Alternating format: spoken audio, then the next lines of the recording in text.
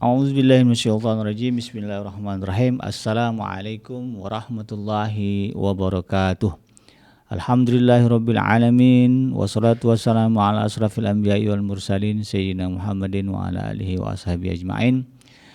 Ya alimullah ma'alimna ma yanfa'una wanfa'na bima 'allamtana wa zidna ilma wa aranal haqqa haqqa warzuqna ittiba'ah wa aranal batila batila warzuqna ijtinabah.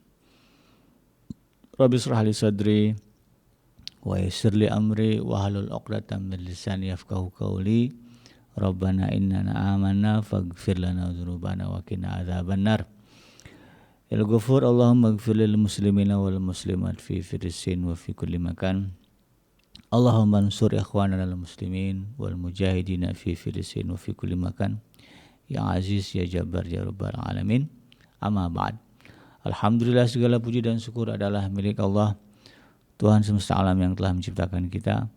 Dan karena rahmat dari Allah Subhanahu wa taala, hari ini kita kembali ya bertemu di channel kesayangan kita, di channel iDream TV, dalam program Keluarga Muslim, di mana insyaallah kita akan kembali mengkaji ya bagaimana seharusnya ya, kita sebagai bagian dari keluarga bertindak dan bertingkah laku demi mewujudkan keluarga yang sakinah, mawaddah dan warahmah, sehingga kita merasakan apa yang disebutkan oleh Rasulullah SAW, baiti jannati, rumahku ya, laksana surga bagiku.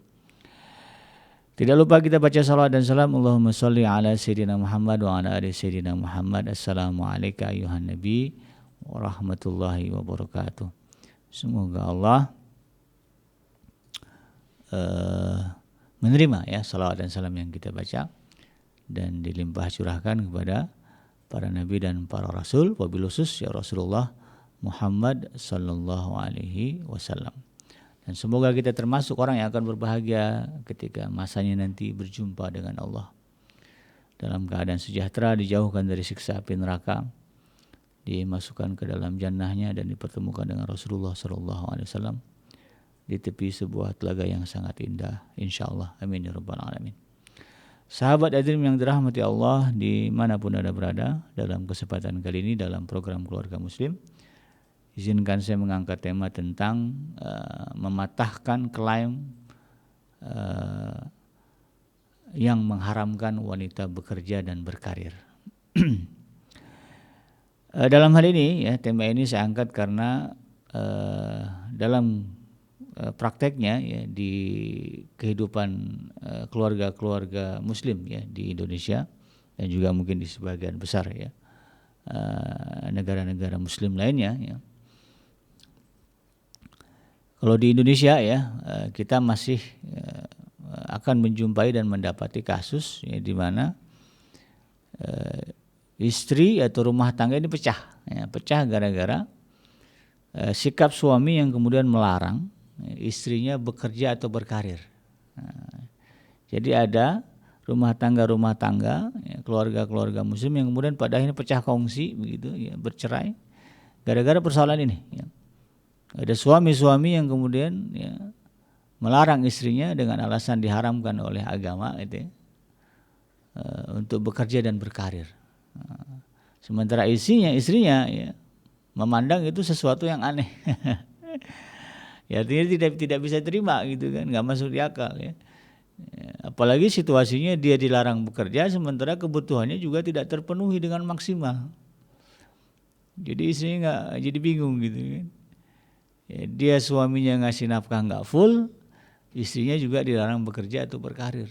Nah, maka kemudian cekcok, ujungnya kemudian jadi bertengkar, ya, bercerai.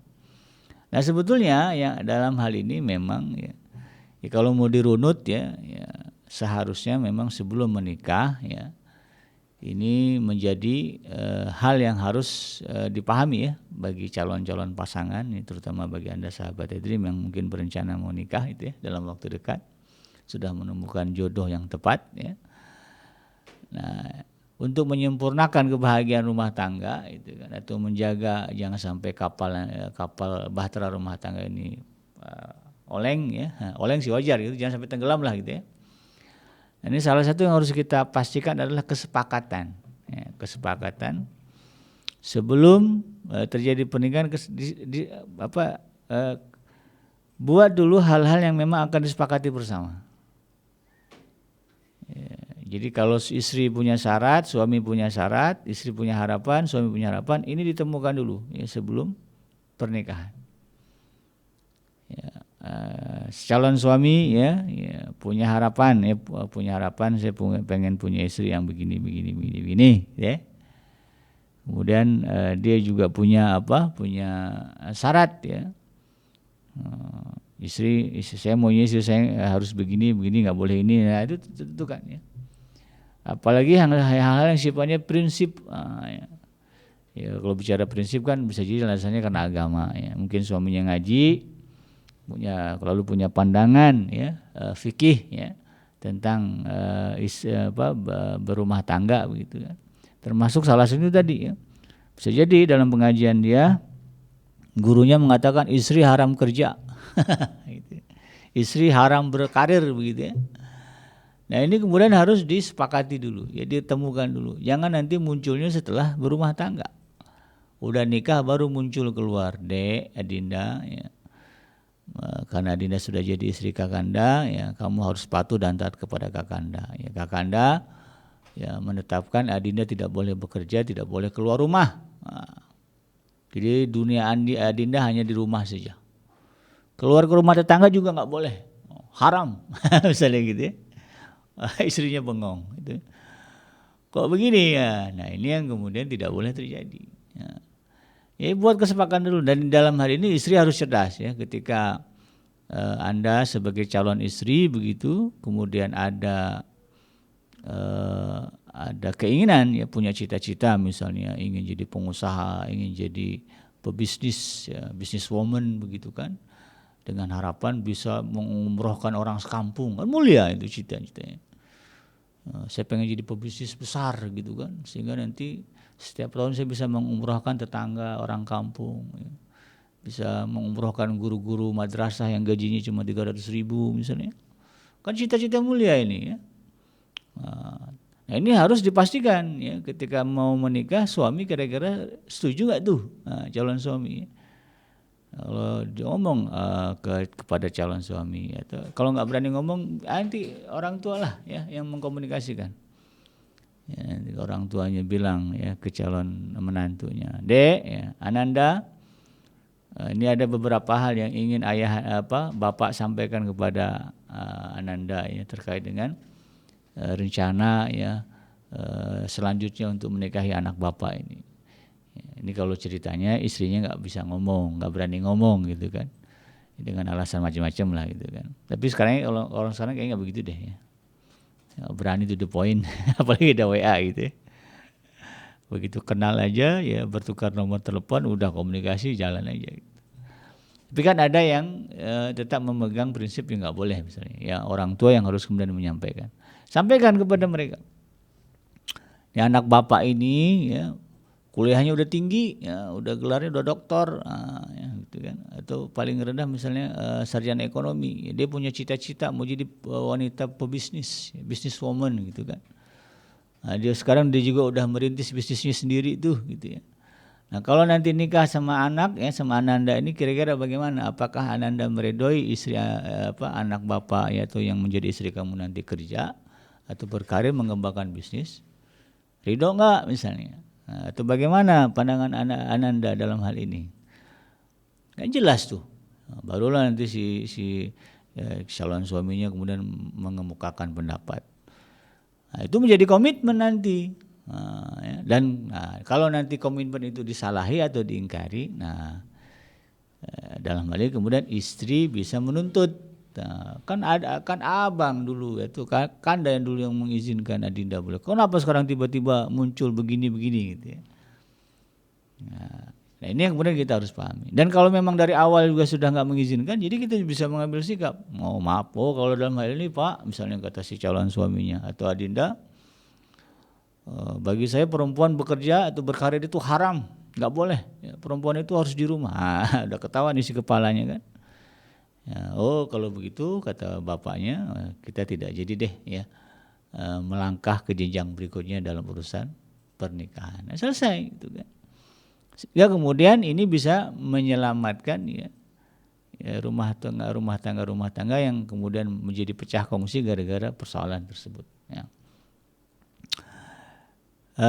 Dan ini yang kemudian juga ya harus kita pahami bersama ya sebetulnya ya, apakah benar begitu kan bahwa yang namanya perempuan ya, atau istri ya dalam hal ini istri ya, kalau bicara perempuan kan nanti perempuan itu terbagi-bagi ya, ada perempuan sebagai anak, ada perempuan sebagai istri, ya, ada perempuan sebagai orang tua. Ini beda-beda nih posisinya. Hukumnya juga nanti beda-beda ya. Nah, apakah benar perempuan sebagai istri, ya, seorang istri kemudian haram bekerja, haram berkarir, ya, diharamkan? Kan soalnya ada juga nih ya orang yang katanya ustadz gitu ya, tapi kemudian mengeluarkan fatwa ini. Saya bingung juga ya, bisa-bisanya gitu kan, padahal guru dia juga tidak mengatakan demikian gitu kan, yang saya tahu gitu. Tapi ada yang demikian ya, dengan tegas. Yang mengatakan istri haram ya bekerja dan berkarir. Jadi apakah betul demikian ya? Nah, di sini kemudian kita harus dudukkan ya secara pribadi ya, yang jelas ya saya tidak sepakat ya dengan klaim yang mengharamkan bahwa seorang istri haram bekerja dan berkarir. Karena memang faktanya ya sahabat Adrim yang dirahmati Allah ya, klaim tersebut itu sangat lemah. Ya, sangat lemah dan mudah sekali untuk dipatahkan baik menggunakan dalil maupun juga logika.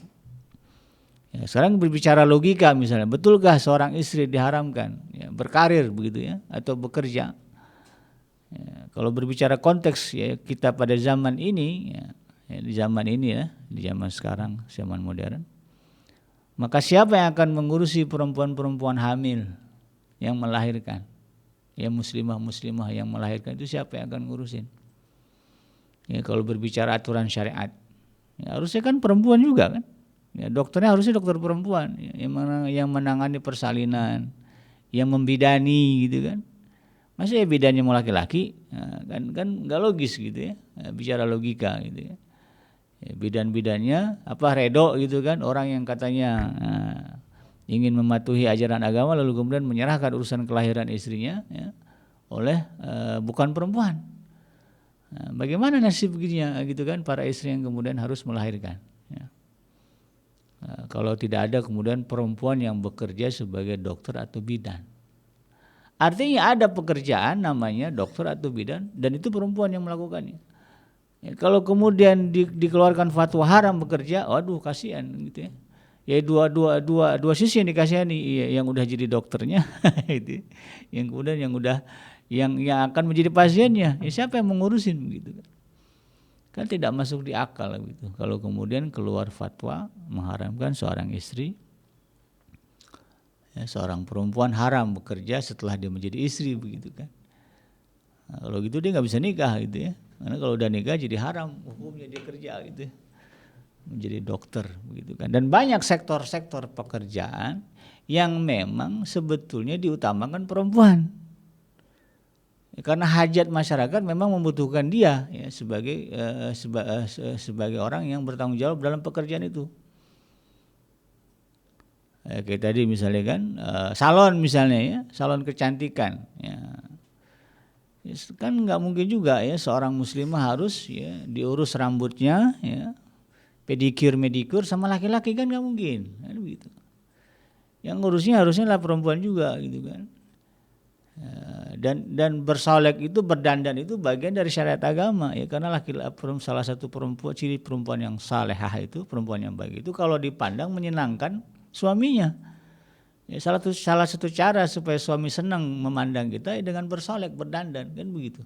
Nah hari ini ada jenis pekerjaan ya, yang membantu kaum perempuan untuk ya, bisa tampil maksimal dalam dandanannya ya, salon itu gitu kan. Itu kan juga bagian dari syariat agama gitu. Maka apakah kemudian menjadi haram kalau dia udah jadi istri, udah nggak boleh lagi kerja jadi salon gitu kan. Padahal banyak muslimah yang memerlukan ya, dan nggak mungkin juga dia menyerahkannya kepada laki-laki, tetapi memang harus perempuan. Nah itu ya. apalagi ya jenis pekerjaan. Dan berbicara itu dalam konteks kita pada hari ini. Ya. Nah, kalau berbicara konteks di zaman Rasulullah SAW juga sama, ya. Bahwa wanita di zaman Rasulullah SAW juga aktif, gitu kan.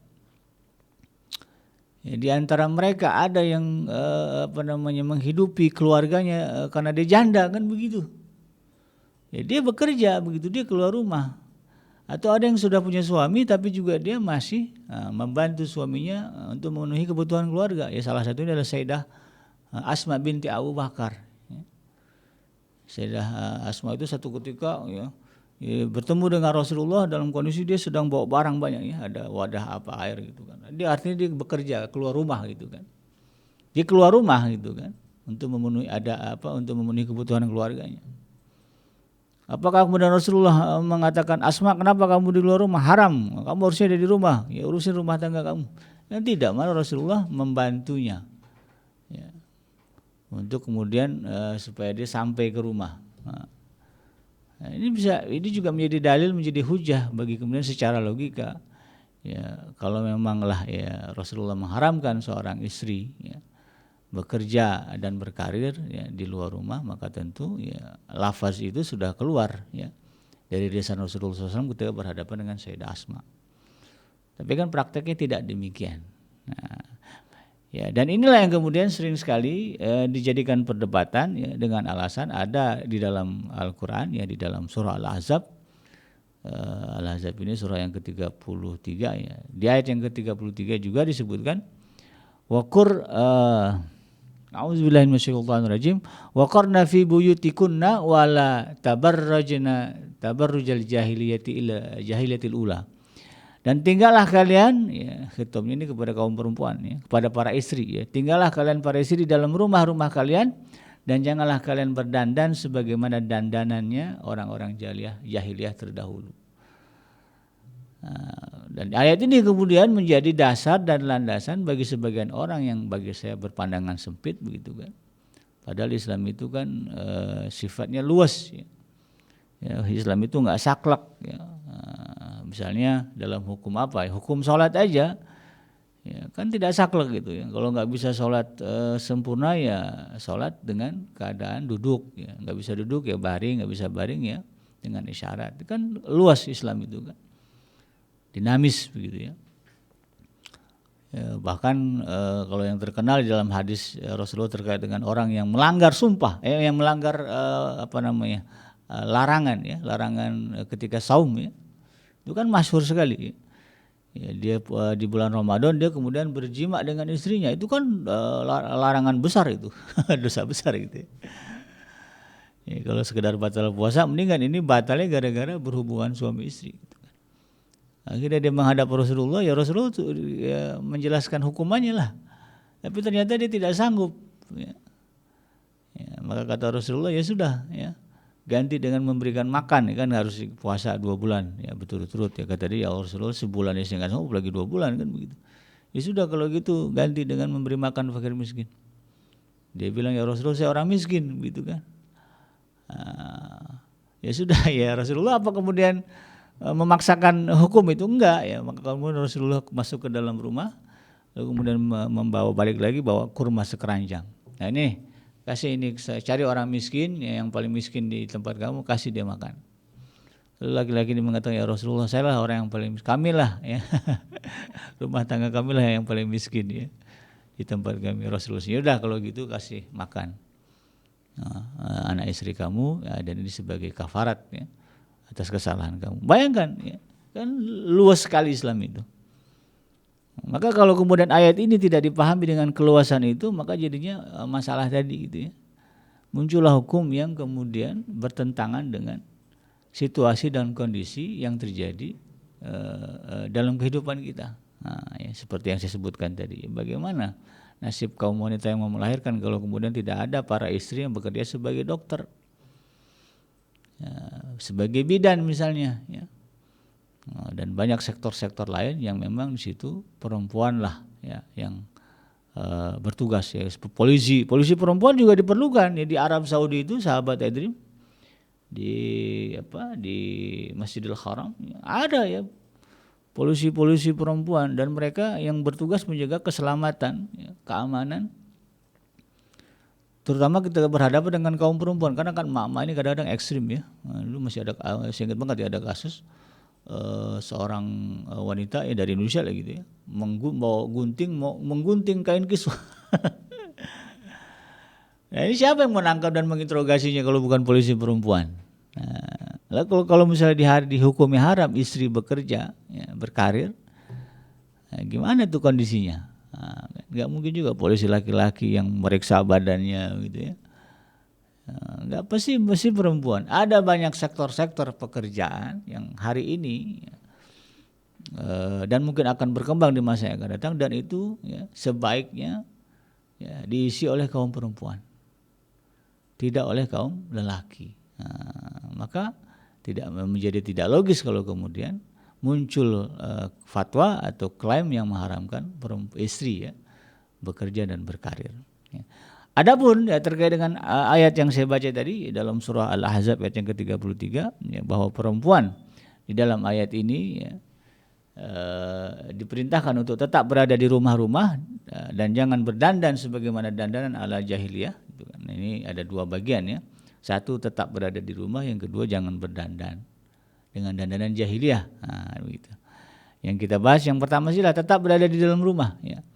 Al-Imam Ibnu Katsir dalam kitab tafsirnya, ya, itu tafsir Al-Quranul Azim, ya, beliau mengatakan bahwa kalimat yang mengatakan waqarna fi buyutikunna, ya, dan tetaplah kalian atau tinggallah kalian di rumah-rumah kalian.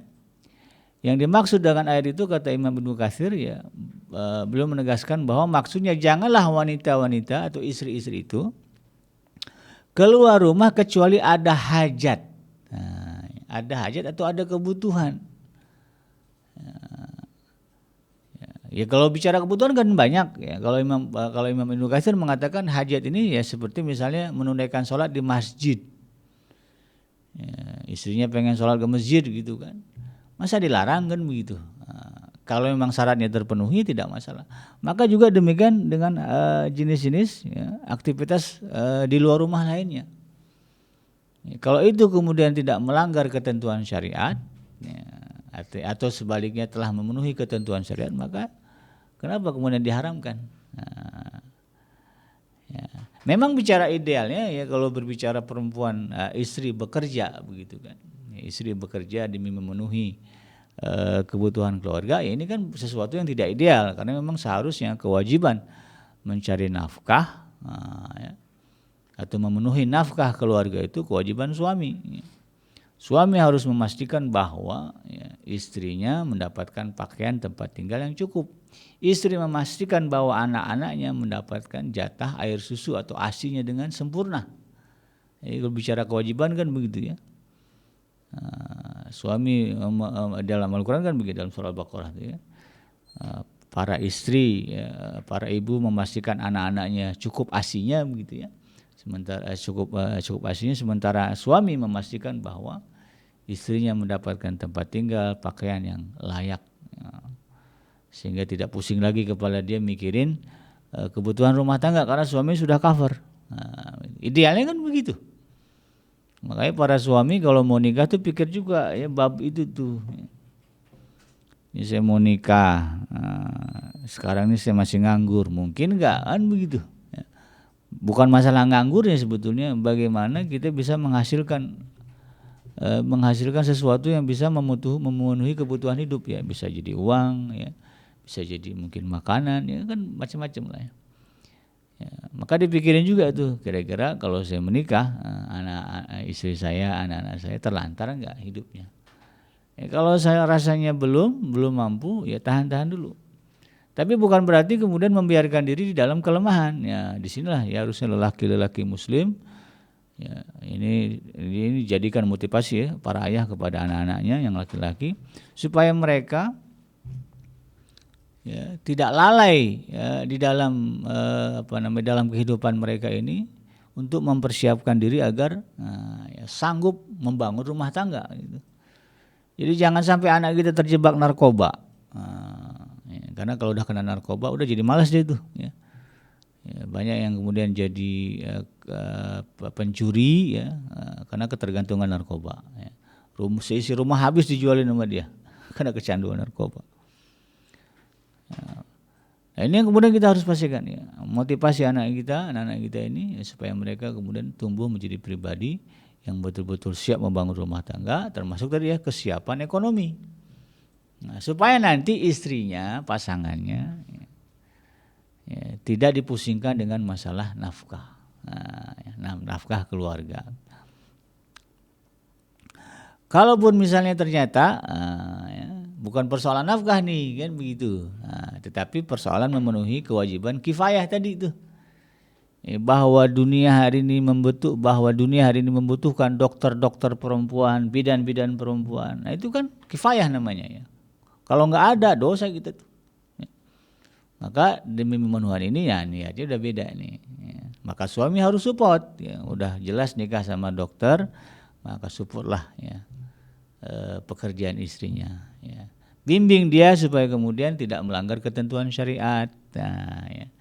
Ketika berhadapan dengan pasiennya lelaki, ada batasannya, ada aturannya. Ini yang kita perdalam.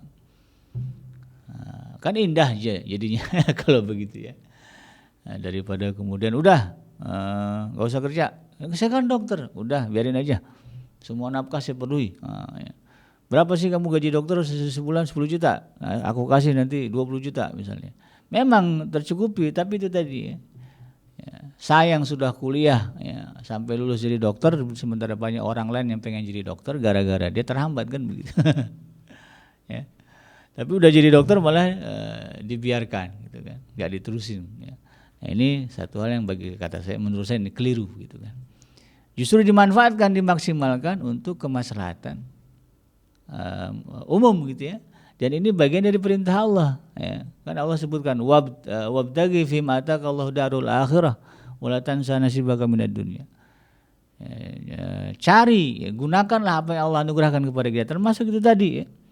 Anda sebagai istri atau Anda sebagai suami tahu istrinya sudah Allah anugerahkan gelar dokter misalnya, atau tentara atau polisi atau apalah ya, jenis-jenis karir yang dimiliki ya, oleh istri, maka support itu untuk mencari kebahagiaan negeri akhirat. Ya, kalau istrinya polisi, ya, kasih tahu adinda jangan korupsi ya, biar hidup kita ya sederhana, tapi yang penting halal semuanya ya. Kakanda nggak mau kamu nanti ya korupsi ya, dari praktek misalnya pembuatan SIM, jangan ya, haram itu adinda, jelaskan ke dia gitu kan. Kalau berjenjang mau menjadi jenderal ya, tempuh dengan cara yang positif gitu ya. Tidak menghalalkan segala cara. Ini kan bagus. Ini suami yang betul gitu. Bukan malah kemudian udah adinda ya pensiun dini aja gitu. Udah tahu dia nikah sama polisi gitu kan. Udah jadi polisi sudah pensiun dini ya. Gara-gara berpegang kepada patokan ya, perempuan harus tinggal di rumah, kemudian haram ya beraktivitas atau bekerja di luar rumah. Nah, ini yang kemudian kita harus pahami. Memang ya bahwa istri harus menaati suami ya, di dalam hal ini sebagaimana ditekankan di dalam surah An-Nisa ya. Ayat yang ke-34 ya, Allah Subhanahu wa taala berfirman, "Fas-salihatu qanitatun hafizatun lil ghaibi bima hafizallah." Ya. Sebab itu maka wanita yang saleh, kata Allah Subhanahu wa taala ya, adalah wanita yang qanitatun, yang taat kepada Allah, hafizatun, dan juga memelihara diri ketika suami tidak ada di rumah. Ya. Jadi perempuan yang baik ini adalah perempuan yang bisa menjaga dirinya ketika berada di rumah. Dan inilah yang kemudian menjadi syarat ya. Ya, ketika ditanya apakah perempuan boleh berkarir dan bekerja di luar rumah, boleh dengan syarat itu tadi, bahwa dia bisa tetap menjaga ketaatannya kepada Allah Subhanahu wa taala dan juga bisa menjaga kehormatan dirinya dan kemuliaan dirinya sebagai seorang istri. Nah, begitu syaratnya. Nah, kalau kedua syarat ini terpenuhi, ya maka tentu ini akan menjadi kebaikan ya, kemaslahatan bersama. Ya, dan jangan salah ya bagi para suami ketika istrinya katakanlah begitu ya memenuhi memenuhi kebaikan di dalam karirnya, di dalam pekerjaannya. Ya, istrinya misalnya tadi ya, saya senang mencontohkan jadi dokter karena memang istri saya kebetulan dokter gigi gitu ya. Jadi kalau istrinya bisa memenuhi karirnya dan pekerjaannya dengan kebaikan-kebaikan karena Allah, yakinlah bahwa Anda sebagai suami juga dapat pahala. Ya, ada pasien sakit gigi, ya, kemudian dibantu oleh istri kita sembuh, senyum, ya, sehingga dia bisa baca Quran dengan enak, bisa sholat dengan khusyuk, kan luar biasa. Nah, suaminya akan dapat pahala juga ya, atas kebaikan istrinya bekerja. Nah, inilah yang kemudian harus menjadi pemahaman kita bersama, sehingga kemudian tidak mudah untuk kemudian menyimpulkan bahwa perempuan sebagai istri itu dilarang ya, atau diharamkan untuk bekerja ya. Bahkan kalau kita lihat ya di dalam fatwa-fatwa ulama Saudi sendiri ya, kan kalau ulama Saudi ini kan dikenal rigid ya dalam masalah hukum gitu kan. Tapi prakteknya dalam hal ini ya, banyak juga ulama-ulama Saudi yang kemudian menghukumi perempuan itu tidak haram bekerja, ya. Tidak haram bekerja ya, atau berkarir di luar rumah ya. Sebagai contoh misalnya ada ulama Saudi namanya Syekh Saleh bin Fauzan ya. Beliau mengatakan ya,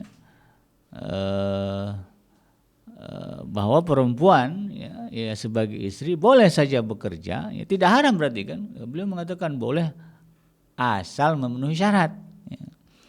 Beliau mengatakan syarat pertama bahwa memang pekerjaan itu dibutuhkan oleh masyarakat dan tidak mungkin diisi oleh laki-laki. Ya kayak tadi itu ya, dokter spesialis kebidanan ya, atau para bidan misalnya. Ya, itu sebetulnya logikanya nggak mungkin ya, diisi oleh laki-laki karena dia ngurusin perabotan dalamnya perempuan gitu. Ya, harusnya dokter perempuan yang mengurusi itu. Maka ini menjadi celah ya bagi kaum perempuan untuk dibolehkan, bahkan jadi ibadah ya, besar pahalanya begitu kan.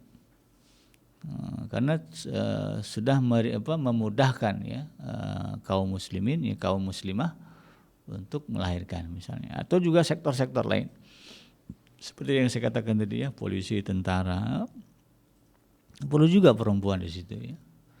Kalau polisi ya, kalau semuanya laki-laki ya, kalau ngadepin nanti tahanan perempuan bingung. Nah, sipir misalnya kan, sipir itu kan kalau nggak ada perempuan ya susah juga ya kan. Kalau penjara perempuan, siapa yang akan jaga mereka kalau bukan perempuan? Nah, apa di Indonesia tidak ada penjara isinya perempuan? Kan nggak mungkin ya, pasti ada gitu ya. Penjara isinya perempuan, tahanan wanita. Siapa yang harus menjaga? Ya perempuan juga gitu kan. Nah, maka kemudian menjadi aneh ya, menjadi tidak mungkin ya,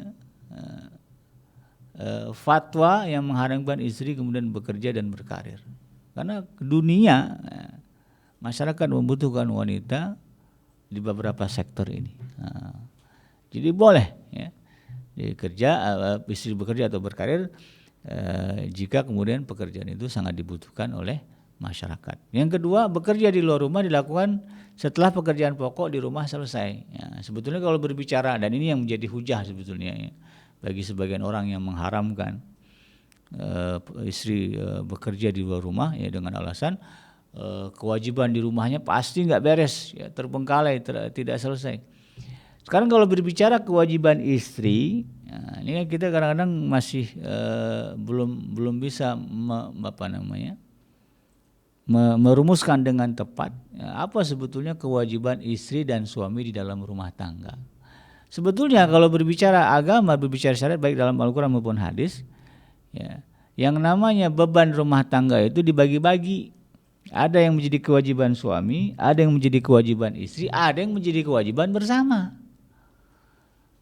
Nah, ini kadang-kadang kita masih nyampur-nyampur gitu kan. Kewajiban bersama kita sebut ini kewajiban istri atau kewajiban suami, padahal ini kewajiban bersama. Nah, ya kalau kewajiban suami jelas ya, bahwa kewajiban suami adalah memenuhi nafkah ya, memenuhi nafkah keluarga. Adapun kewajiban istri, ya, sebetulnya kalau berbicara dalam Al-Quran adalah hanya memastikan anak yang dilahirkannya memenuhi ASI-nya terpenuhi. Ya, kewajiban utama dia itu. Ya, bagaimana kemudian ketika dia punya bayi, bayinya tidak terlantar ASI-nya. Nah, ini nanti kaitannya eratnya ini dengan masalah perundang-undangan ini tentang bagaimana kita bisa memberikan cuti yang cukup bagi para ibu yang melahirkan. Nah, ini bagian dari hak perempuan sebetulnya. Nah, jadi tuntutan agama kepada istri adalah ketika anak lahir ASI-nya terjamin sampai dia cukup umur, ya 2 tahun begitu kan. Dilebihkan juga boleh gitu kan. Itu kewajiban dia karena memang suami nggak punya ASI gitu ya. Ya wah istri lah gitu ya yang wajib memenuhi itu gitu. Selebihnya sebetulnya itu adalah kewajiban bersama. Ya, misalnya masalah pendidikan anak itu tanggung jawab suami istri, ya, bukan tanggung jawab istri. Oh anaknya nggak keurus, mengurus anak itu kewajiban bersama. Ya, ini yang sering salah persepsi seolah-olah yang namanya ngurusin anak itu kewajiban istri. Salah sih bilang. Ya, itu adalah kewajiban bersama. Makanya ya ketika istri melahirkan ada anak, ya kewajibannya menyusuin. Nah setelah selesai menyusukan, memandikan ya kewajiban bareng-bareng. Ya. Menidurkan kewajiban bareng-bareng, gantian. Ya kalau istrinya udah capek biar dia tidur, kita jagain anak. Nah, itu namanya kewajiban bersama. Jangan semua dilimpahkan kepada istri. Apalagi beres-beres rumah, itu juga kewajiban bersama. Ya. Bukan kewajiban istri aja, gitu kan. Makanya ya, bantulah istri gitu kan menyelesaikan pekerjaan rumah tangganya. Itu yang dilakukan oleh Rasulullah SAW. Ya. Dan karena itu kemudian Sayyidina Umar Ibn Khattab menghormati istrinya karena beliau merasa tidak mampu memaksimalkan perannya membantu pekerjaan istrinya. Makanya Sayyidina Umar itu ketika istrinya ngomel-ngomel dia diam aja. Kenapa? Beliau sadar istrinya lah yang ngurusin pakaian beliau. Karena beliau nggak ngurusin pakaiannya, nggak nyuci gitulah ya. Istrinya lah yang mengurusi makannya karena beliau nggak masak. Istrinya yang mengurusi anak-anaknya karena beliau tidak sempat untuk kemudian ngomong anaknya. Makanya ketika istrinya ngomel-ngomel beliau diam aja. Itu Sayyidina Umar Ibn Khattab. Nah, jadi dalam hari ini ya, sebetulnya disetelkan dulu kewajiban istri itu apa. Nah, kalau memang kewajiban pokoknya ya, di rumah sudah beres, ya sudah dibagi nih. Misalnya kewajiban beres-beres rumah ya. Pokoknya bagian ini rumah ini kan kerjanya banyak nih bang, ya kata suami istri gitu kan. Ada baju, ada kebersihan, ya. Ada bagian kebersihan, ada bagian makan apa semuanya. Ini bagi-bagilah. Ya, kewajiban saya nanti ini bagian saya nih bang, pastikan sarapan ada, nah itu kan. Makan siang ada misalnya. Ya diliskan itu. Ya. Bagian abang ini itu. Nah, ketika istri sudah menyelesaikan komponen-komponen yang sudah disepakati bersama, ya sudah tidak ada persoalan ketika dia akan bekerja. Karena kalau ini tidak disetelkan, nah ini akan muncul cekcok, nah, ya. Nanti suaminya ngomong nih gara-gara kamu kerja nih, ya, abang jadi nggak sarapan, abang nggak, anak-anak nggak makan siang, nah itu ya, anak-anak pulang nggak ada orang di rumah misalnya. Nah, ini kan jadi persoalan di situ, jadi muncul cekcoknya. Nah ini kalau berbicara kewajiban bersama setelkan dulu ya. Nah, ini yang harus kita pahami. Yang ketiga kata Syekh Shalih Fauzan beliau mengatakan syaratnya adalah pekerjaan dilakukan berada di lingkungan para wanita. Ya artinya ini berbicara tentang bagaimana perempuan bisa menjaga kehormatannya. Nah, ya. Jadi jenis pekerjaannya dilihat juga ya. Kalau pekerjaannya kemudian akan menggadaikan kehormatannya sebagai seorang istri, sebagai seorang wanita, maka jangan bekerja di situ ya. Artinya suami jangan mengizinkan. Ya suami kalau ngasih izin juga cek-cek dulu lah. Ya, pekerjaan istrinya apa? Kalau pekerjaannya terhormat dan di dalam pekerjaan itu dia bisa menjaga kehormatan dirinya sebagai seorang wanita muslimah, sebagai seorang istri, ya, maka tidak jadi masalah kalau kemudian diberikan izin ya, kepada istri. Tapi sebaliknya, ya, kalau istrinya ternyata bekerja dan kehormatan dirinya tidak terjaga, ya suami wajib menyuruhnya berhenti ya gitu ya. Kalau itu ya alasannya. Atau suruh pindah ke tempat pekerjaan yang lain kalau memang dia masih pengen bekerja. Tapi kalau dengan alasan itu tadi bahwa ini dia membantu suaminya ya, untuk mencari nafkah, ya kalau suaminya lihat istrinya ternyata dengan bekerja malah tidak terjaga kehormatan dirinya, maka dia harus berjuang untuk memenuhi nafkahnya dan nyuruh istrinya di rumah aja. Ya, itu lebih maslahat buat dia. Nah, tapi jangan begini ya, disuruh berhenti tapi dia juga nggak sanggup memenuhi nafkah keluarga. Ya, istrinya kan jadi susah. Nah, jadi kalau dalam bahasa hadisnya la dororo wala dirar ya. Mendatangkan bahaya nggak boleh atau membuat bahaya nggak boleh, dan juga membahayakan orang juga nggak boleh ya. Kalau ada bahaya dicegah dan kita juga nggak boleh membahayakan orang ya. Kita ingin mencegah istri dari bahaya ya, kita juga jangan kemudian mendatangkan bahaya gitu. Ini kan jadi bahaya tuh kalau misalnya istrinya suruh berhenti gitu kan, kemudian suami juga tidak bisa maksimal memenuhi nafkah keluarga, ujung-ujungnya jadi berantem ya. Istrinya nguring-nguringan ya. Udah bener kerja dapat penghasilan, suruh berhenti ya. Taunya sekarang gimana ya, abang juga nggak bisa ngasih, ujung-ujungnya ngutang sana sini ya. Beginilah semua ya, debt collect datang tiap hari misalnya, ujung-ujungnya jadi ribut, cerai, jadi cerai ujung-ujungnya. Ini yang kemudian kita harus pahami ya. Tentu yang paham ya tentang bagaimana kondisi ya rumah tangga ya setiap kita ya. Yang jelas pada prinsipnya itu tadi ya, terkait dengan perempuan bekerja, ya bekerjalah ya, izinkanlah mereka bekerja selagi itu kemudian terpenuhi syaratnya ya. Kalau menurut Syekh Abdul Aziz bin Baz ya, beliau mengatakan ini ulama Saudi juga nih ya, Islam tidak melarang wanita untuk bekerja dan bisnis ya. Kenapa beliau mengatakan demikian? Karena memang Allah Subhanahu wa taala juga menegaskan ya bahwa yang namanya hukum ya muamalah itu tidak hanya untuk laki-laki, untuk perempuan juga ya. Sebagaimana Allah firmankan di dalam surat Taubah, wa qul i'malu fasayarallahu amalakum wa rasuluhu wal mu'minun. Katakanlah hai Muhammad, bekerjalah kalian. Nah, kan kalau bicara beramalnya kan nggak terikat, mau di rumah mau di luar rumah kan sama aja ya. Bekerjalah kalian, maka Allah dan Rasulnya dan para mukminin akan melihat pekerjaan kalian. Nah, yang penting tidak melanggar ketentuan syariat ya. Bahkan kalau berbicara karir ya, nah ini perempuan kan banyak berkarir sekarang ya, berbisnis gitu kan, mengembangkan kemampuan finansial ya dalam rumah tangga. Nah, ini jangan salah ya, di dalam Al-Quran ya, kata Syekh Abdul Aziz bin Baz beliau mengatakan ya, Al-Quran juga menegaskan dalam surah An-Nisa yang ke-29 ya ayyuhallazina amanu la ta'kulu amwalakum bainakum bil batil illa an takuna tijaratan antaradin minkum ya. Hai orang-orang beriman, janganlah kalian saling memakan harta sesama kalian dengan jalan yang tidak benar, akan tetapi hendaklah kalian berdagang atas dasar saling rela di antara kalian. Jadi perintah ini tidak berlaku hanya kepada laki-laki, perempuan juga boleh. Berlaku untuk perempuan juga. Artinya apa? Perempuan juga boleh memaksimalkan potensinya untuk melakukan tijarah, bisnis ya. Ini kan jelas. Kadang-kadang kita mikir kalau udah begini bunyinya laki-laki yang kebayang, padahal perempuan juga masuk di dalam hukum ini ya. Dia boleh berbisnis ya, boleh berkarir, asal itu tadi prinsipnya ya, dia tidak melalaikan tanggung jawabnya, kewajibannya dan kesepakatan yang sudah dia buat bersama dengan suaminya ya. Nah, ini yang kemudian kita harus mengerti dengan benar. Jadi kalau begitu ya, maka tidak masalah ya kalau perempuan kemudian dia keluar rumah dalam rangka mencari nafkah yang halal ya, dan dalam rangka itu tadi memenuhi perintah ya, ila antakuna tijaratan antaradin minkum ya.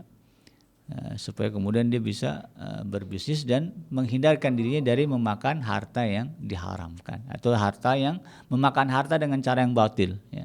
Nipu ya. Ngemis-ngemis dengan maksa gitu kan, ngutang gitu kan, ngutang kemudian bayarnya susah kan, ini masuk dalam kategori sebetulnya batil ya. Ini yang kita hindari ya. Kasihan ya warung tetangga ya, nulis hutangnya panjang gitu ya. Tiap hari ngutang beras, ngutang gula, ngutang terigu, ngutang telur, ya. Bayarnya susah. Nah, ini yang kemudian kita hindari. Demikian sahabat Adrim yang dirahmati Allah dimanapun Anda berada. Mudah-mudahan ini menjadi renungan kita bersama, ya, dalam membentuk keluarga yang sakinah mawaddah dan warahmah, sehingga bisa mencegah ya rumah tangga kita pecah kongsi, ya, mencegah terjadi perceraian karena urusan itu tadi, ya, pemahaman terkait dengan boleh tidaknya perempuan bekerja dan berkarir setelah dia menjadi seorang istri. Mudah-mudahan bermanfaat, yang benar datangnya dari Allah Subhanahu wa taala, dan yang salah semata-mata lahir dari kealfaan dan kehilapan saya pribadi. Saya bikin pamit undur. Subhanaka Allahumma rabbana wa bihamdika asyhadu an la ilaha illa anta astaghfiruka wa atubu ilaik. Walhamdulillahirabbil alamin. Wassalamualaikum warahmatullahi wabarakatuh.